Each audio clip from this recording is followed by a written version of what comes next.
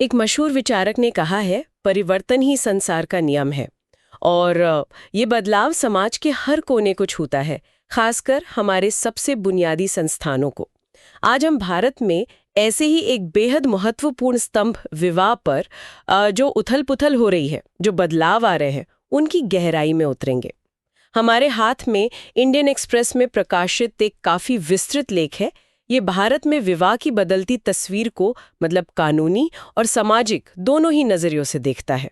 तो हम इसी स्रोत के आधार पर समझने की कोशिश करेंगे कि वक्त के साथ शादी को लेकर हमारी समझ कैसे बदली है ना?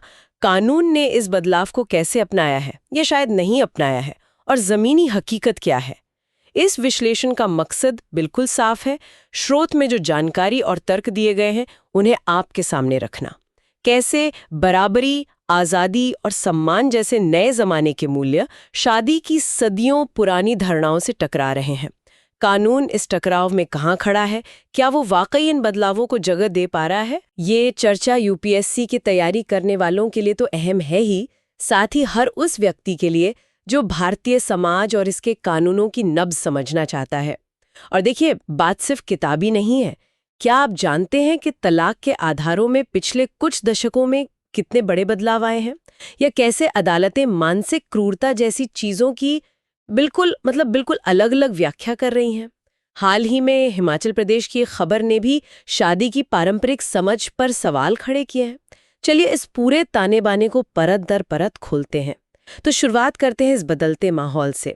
लेख इशारा करता है कि शादी को लेकर जो बहस है वो अब सिर्फ रीति रिवाजों तक सीमित नहीं रही।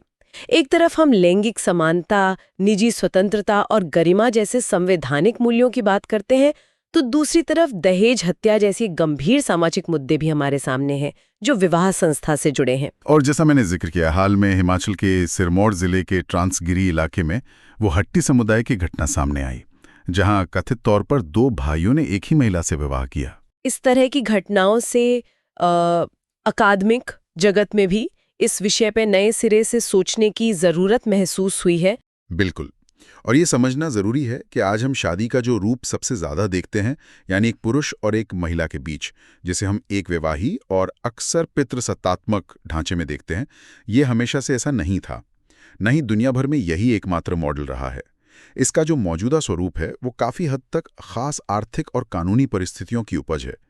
ऐतिहासिक रूप से और दुनिया के अलग अलग समाजों में विवाह के बहुत विविध रूप रहे हैं, पर हाँ, आमतौर पर विवाह को परिवार की नींव माना जाता है, एक सामाजिक और कानूनी मान्यता प्राप्त रिश्ता जिसमें अक्सर पति पत्नी की भूमिकाएं काफी स्पष्ट रूप से तय होती आई हैं।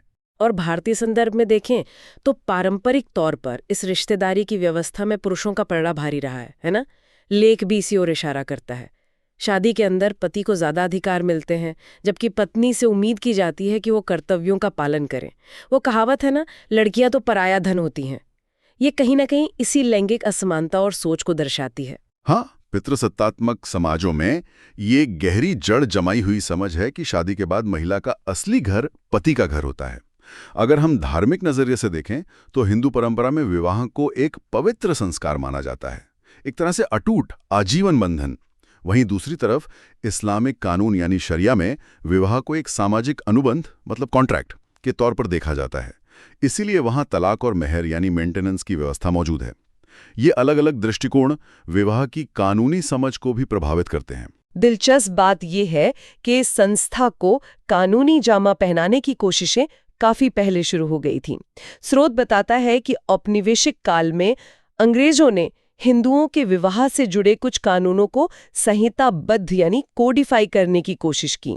जैसे दंड प्रक्रिया संहिता सीआरपीसी 1898 की धारा 478 के तहत हिंदू पत्नियों को कुछ शर्तों के साथ पति से भरण पोषण यानी मेंटेनेंस पाने का सीमित अधिकार दिया गया था। जी।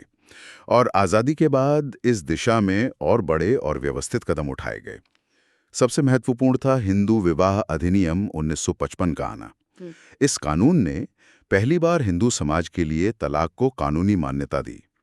अधिनियम की धारा 13 में तलाक के कई आधार बताए गए।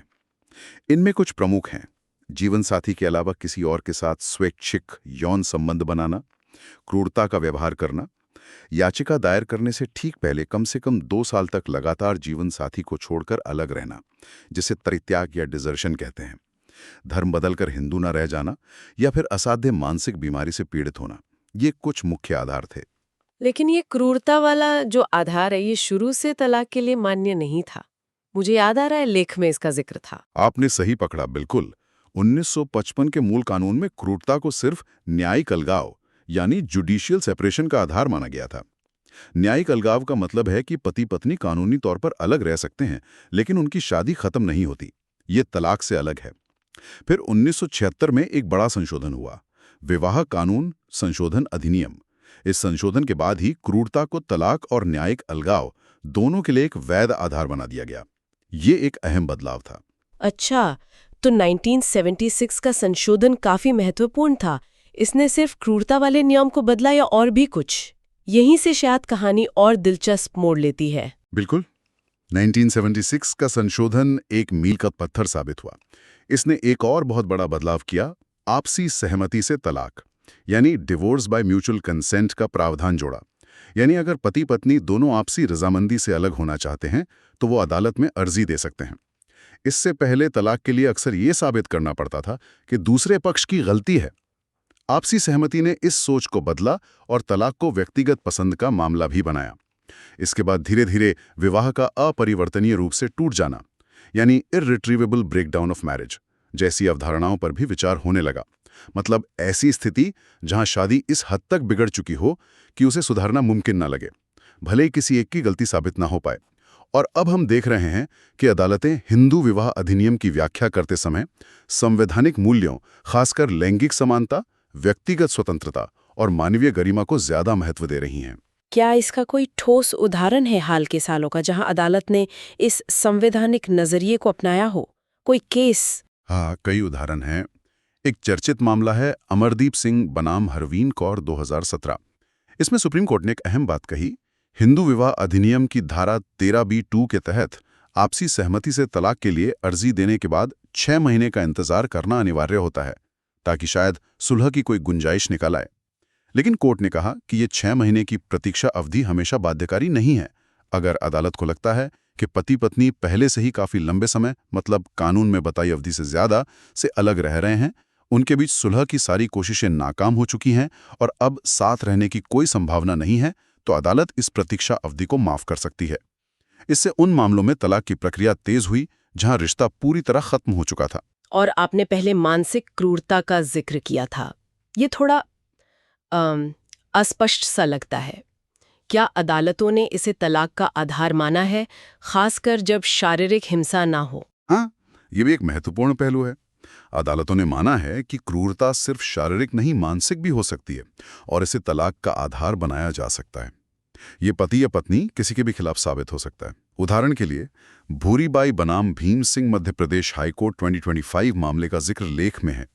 इसमें अदालत ने पत्नी को इस आधार पर तलाक की अनुमति दी कि पति उसे आगे पढ़ने से जबरदस्ती रोक रहा था, जिससे कोर्ट ने पत्नी के प्रति मानसिक क्रूरता माना।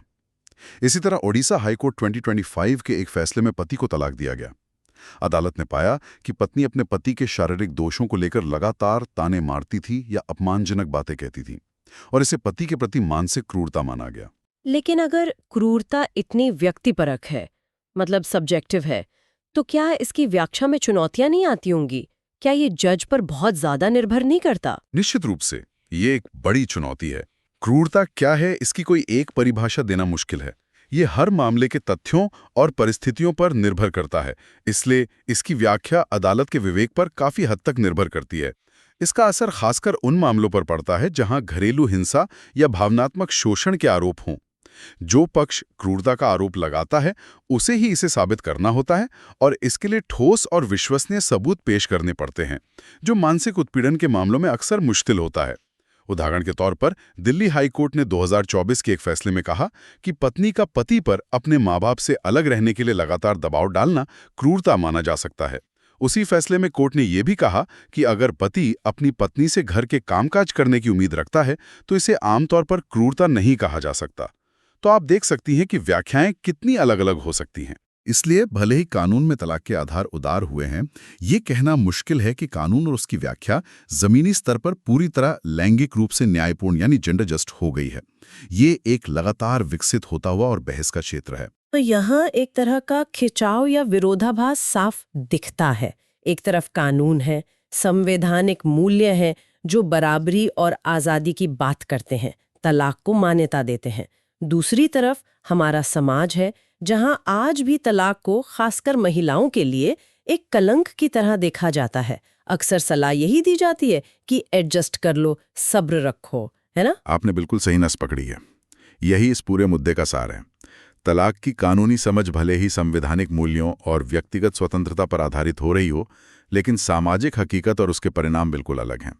जहां हम देखते हैं कि महिला अधिकार समूह और कार्यकर्ता वैवाहिक संबंधों में न्याय सुनिश्चित करने के लिए कानूनी हस्तक्षेप की मांग करते हैं, वहीं कई बार धार्मिक या पारंपरिक समूह इसका विरोध करते हैं। उन्हें लगता है कि शादी ब्याह जैसे निजी मामलों में कानून की बढ़ती दखलंदाजी उनकी धार्मिक या सामाजिक स्वायत्ता पर हमला है। क्या इतिहास में कोई ऐसा बड़ा मामला हुआ है जहां ये टकराव यानी संवैधानिक मूल्य बनाम व्यक्तिगत कानून या सामाजिक मान्यताएं खुलकर सामने आया हो? कोई लैंडमार्क केस? शाहबानो बेगम बनाम मोहम्मद अहमद खान 1985 का मामला इसका सबसे ज्वलंत उदाहरण है। ये केस सीधे तौर पर संवैधानिक मूल्यों और मुस्लिम पर्सनल लॉ के बीच के तनाव को दिखाता है। शाहबानो एक 62 वर्षीय मुस्लिम महिला थी जिन्हें उनके पति ने तलाक दे दिया था। उन्होंने गुजारा भत्ता यानी मेंटेनेंस के लिए अदालत में अर्जी दी।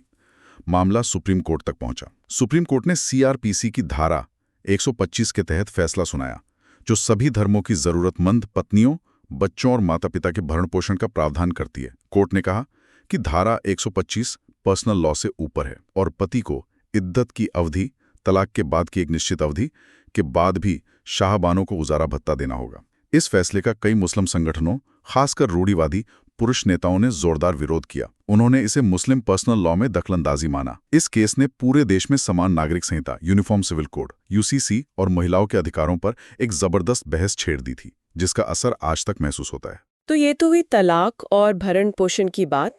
लेख ये भी इशारा करता है कि लैंगिक न्याय के सवालों ने सिर्फ विवाह या तलाक कानूनों को ही नहीं, बल्कि विरासत यानी उत्तराधिकार के कानूनों को भी प्रभावित किया है, खासकर हिंदू समाज में। हाँ, ये भी एक बहुत महत्वपूर्ण पहलू है। हिंदू विवाह अधिनियम 1955 के साथ साथ 2 और कानूनों ने हिंदू महिलाओं की स्थिति को कानूनी रूप से बदलने में अहम भूमिका निभाई है। पहला, हिंदू उत्तराधिकार अधिनियम 1956 और दूसरा, हिंदू उत्तराधिकार संशोधन अधिनियम 2005। 1956 के कानून ने बेटियों को पिता की स्व-अर्जित संपत्ति में बेटों के बराबर तो नहीं, लेकिन कुछ हद तक उत्तराधिकार का अधिकार दिया। लेकिन 2005 का संशोधन एक क्रांतिकारी कदम था। इसने बेटियों को बेटों के बराबर जन्म से ही पैतृक संपत्ति यानी एंसेस्ट्रल प्रॉपर्टी में सहदायिकी यानी कोपार्सनरी का अधिकार दिया। यानी जो अधिकार पहले सिर्फ बेटों को जन्म से मिलता था, वो अब बेटियों को भी मिला। कानूनी तौर पर ये लैंगिक समानता की दिशा में एक बहुत बड़ा कदम था। कानून में तो ये बहुत बड़े सुधार लगते हैं, पैतृक संपत्ति में जन्म से बराबरी का हक। लेकिन क्या ज़मीनी हकीकत भी उतनी ही बदली है? क्या महिलाएं वाकई इन अधिकारों का इस्तेमाल कर पा रही हैं? यहीं पर वो खाई सामने आती है जिसकी हम बात कर रहे हैं, कानून और सामाजिक यथार्थ के बीच की खाई। ये कड़वी सच्चाई है और स्रोत समेत कई अध्ययन यही बताते हैं कि कानूनी अधिकार मिल जाने के बावजूद महिलाएं अक्सर अपने इन अधिकारों का प्रयोग नहीं कर पाती या करना नहीं चाहती। इसके पीछे गहरे सामाजिक कारण हैं। आज भी ज्यादातर परिवारों में बेटियों को पराया धन या घर का अस्थायी सदस्य माना जाता है, जिनकी शादी करके दूसरे घर भेज दिया जाएगा। खासकर उन परिवारों में जहां बेटे भी हों, वहां ये सोच और भी मजबूत होती है। अगर कोई बेटी अपने संपत्ति के अधिकार की बात करती भी है, तो अक्सर परिवार वाले या रिश्तेदार उस पर सामाजिक दबाव बनाते हैं, रिश्ते खराब होने का डर दिखाया जाता है या फिर उसे मना कर दिया जाता है। कई मामलों में तो शादी के वक्त दिए गए दहेज को ही उसका हिस्सा मान लिया जाता है, जबकि कानून दहेज को अवैध मानता है और संपत्ति का अधिकार अलग है। बीना अग्रवाल और प्रेम चौधरी जैसे विद्वानों ने इस विषय पर काफी गहराई से काम किया है। उन्होंने दिखाया है कि कैसे महिलाएं अक्सर रिश्तेदारी की भूमिकाओं के जाल में फंसी महसूस करती हैं। उनसे उम्मीद की जाती है कि वो एक अच्छी पत्नी, बहू, बेटी और बहन बने, और ये भूमिकाएं निभाते हुए अपने कानूनी अधिकारों की मांग करना अक्सर मुश्किल हो जाता है। तो भले ही ये कानून दशकों पुराने हो गए हैं, उनका जमीनी स्तर पर लागू होना अभी भी अधूरा है और बड़ी चुनौतियों से भरा है। तो अगर हम इस पूरी चर्चा को समेटें तो तस्वीर क्या उभरती है? हमने देखा कि भारत में विवाह एक बेहद पेचीदा संस्था है जो परंपरा की डोरियों, बदलते कानूनों के धागों और नए सामाजिक मूल्यों के रंगों से बुनी गई है। कानूनी सुधार हुए हैं, तलाक लेना पहले से आसान हुआ है, क्रूरता की परिभाषा फैली है, संपत्ति में बेटियों को बराबर हक मिला है, लेकिन सामाजिक सोच, रीति रिवाज और रोजमर्रा का व्यवहार अक्सर इन कानूनों से कदमताल नहीं कर पाता। और इसी वजह से एक गहरी खाई पैदा होती है, खासकर जब हम महिलाओं के तलाक या विरासत से जुड़े अधिकारों की बात करते हैं। So what does this all mean? इसका निचोड़ क्या है? इसका सीधा सा मतलब है कि हम एक संक्रमण काल में हैं। हम लगातार संवैधानिक आदर्शों यानी समानता, स्वतंत्रता, गरिमा और समाज में गहरी जड़ें जमाए बैठी मान्यताओं, परंपराओं और पर्सनल कानूनों के बीच एक तरह का तनाव या कश्मकश देख रहे हैं। ये विकास रुका हुआ नहीं है, ये एक सतत प्रक्रिया है। कानून बदल रहे हैं, अदालतों की व्याख्याएं बदल रही हैं, समाज में भी धीरे धीरे बदलाव आ रहा है। लेकिन ये प्रक्रिया धीमी है, संघर्ष भरी है और अक्सर 2 कदम आगे 1 कदम पीछे जैसी लगती है। और यहीं पर एक बुनियादी और महत्वपूर्ण सवाल खड़ा होता है। और इससे पहले कि हम उस सवाल पर आएं, एक छोटी सी गुजारिश। अगर ये गहरी चर्चा यूपीएससी की तैयारी करने वालों या किसी भी जिज्ञासु श्रोता के लिए फायदेमंद रही हो, तो इसे जरूर पसंद यानी लाइक करें। हमारे चैनल द डीप डाइव को सब्सक्राइब करें ताकि आप ऐसी और भी चर्चाओं से जुड़े रहें। और अगर आपके मन में कोई सवाल है या आप इस विषय पर अपने विचार साझा करना चाहते हैं, तो नीचे टिप्पणी यानी कमेंट सेक्शन में हमें ज़रूर बताएं। हमें आपके फीडबैक का इंतज़ार रहेगा। तो वो बुनियादी सवाल यह है कि कानून को किसी व्यक्ति के निजी और पारिवारिक जीवन में कहाँ तक दखल देना चाहिए या वो कहाँ तक दे सकता है, खासकर तब जब कानून समाज की गहरी मान्यताओं, परंपराओं या पर्सनल लॉ से सीधे टकराता हो। क्या सिर्फ कानूनी बराबरी दे देना ही असल में सामाजिक बराबरी सुनिश्चित कर सकता है, या असली बदलाव के लिए कानून के साथ साथ समाज की सोच में भी गहरे परिवर्तन की जरूरत है? ये कुछ ऐसे सवाल हैं जिन पर हम सभी को सोचने की जरूरत है। आज की इस विस्तृत और विचारोत्तेजक चर्चा में हमारे साथ जुड़ने के लिए आप सभी का धन्यवाद। द डीप डाइव का हमेशा यही प्रयास रहता है कि आपके द्वारा दिए गए स्रोतों के आधार पर जटिल विषयों को समझने में आपकी मदद की जाए, उन्हें सरल और सुलभ बनाया जाए। अगली बार फिर मिलेंगे एक नए विषय और एक नई गहराई के साथ।